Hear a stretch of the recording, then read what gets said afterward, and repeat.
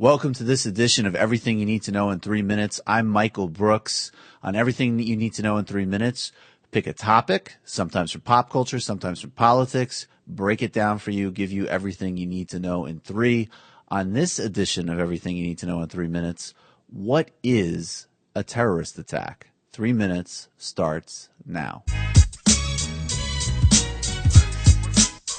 We're still feeling the fallout of this past Wednesday's attacks on the Charlie Hebdo satirical magazine in Paris, the terrorist attacks which claimed the lives of 12 people, including journalists, cartoonists, and police officers, including a Muslim police officer in Paris. As the world deals with the consequences of this attack, the horror of the attack in and of itself, as well as the fallout from it, we've got some very important questions we need to ask ourselves about how we covered these events. Former CIA Deputy Director Mike Morell told CBS News that the Paris attacks were the worst terrorist attacks in Europe since bombings in London in 2005 that were aimed at that city's transport system. Now, those attacks were terrible. These attacks were horrible. There also were other attacks that happened in Europe in that time frame, including in Norway. In the summer of 2011, Anders Breivik, a right-wing white supremacist terrorist, killed 77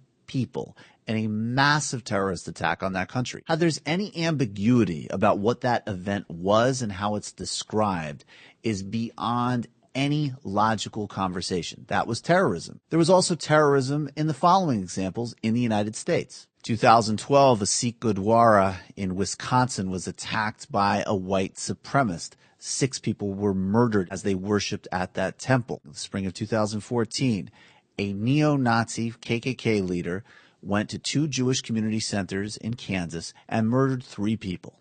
In all of these instances, people were murdered because of who they were and what they represented, each acts of hate, each acts of political terrorism, as were the attacks in Paris. So why are these acts not all described in the same way? They're all acts of terrorism. They're all acts of, frankly, small crimes against humanity, obscene expressions of sick, twisted ideologies. All of them, from Paris to Wisconsin. But we only seem to reserve consistently the use of the term terrorism when the perpetrators represent the Islamic faith. And that's a huge problem, not just because it places an unfair burden on Islam and does not take terrorism writ large as the true danger, the true illness that we have to address in every manifestation it comes from, but also because we're not making smart distinctions about what these groups are and what they represent. In some instances, groups like Al-Qaeda or ISIS do represent very specific